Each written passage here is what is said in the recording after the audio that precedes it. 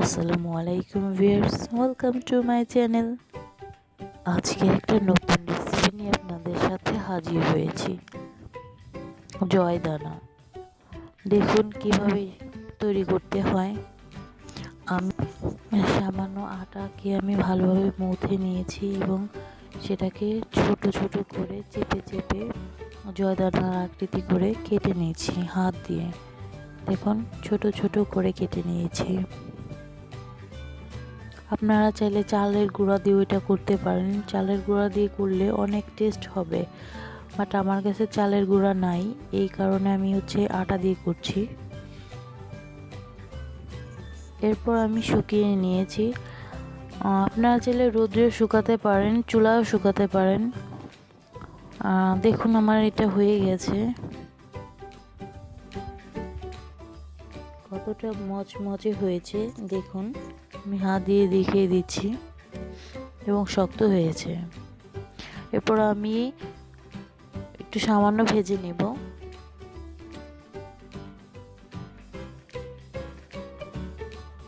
ভাজা বা টালা হয়ে গেলে আমি এটাকে ধুয়ে নেব ভালোভাবে পরিষ্কার করে। এরপর 1 কাপ পানি দিয়ে আমি সিদ্ধ করে নেব। তারপর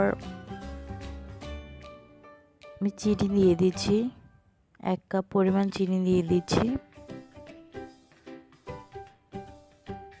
সামান্য পরিমাণ লবণ দিয়ে দিব। ভালোভাবে নেড়ে চেড়ে দিচ্ছি।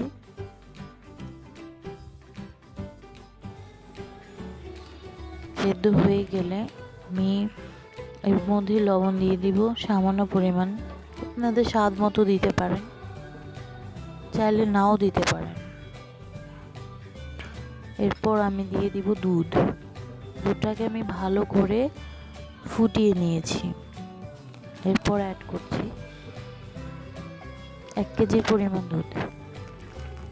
ভালোভাবে নেড়ে চেড়ে দিতে হবে যতক্ষণ পর্যন্ত রান্নাটা হবে, ঠিক ততক্ষণ পর্যন্ত নাড়াচাড়ার উপরে থাকতে হবে এবং আপনারা বুঝতেই পারবেন যে হয়ে গেছে। দেখুন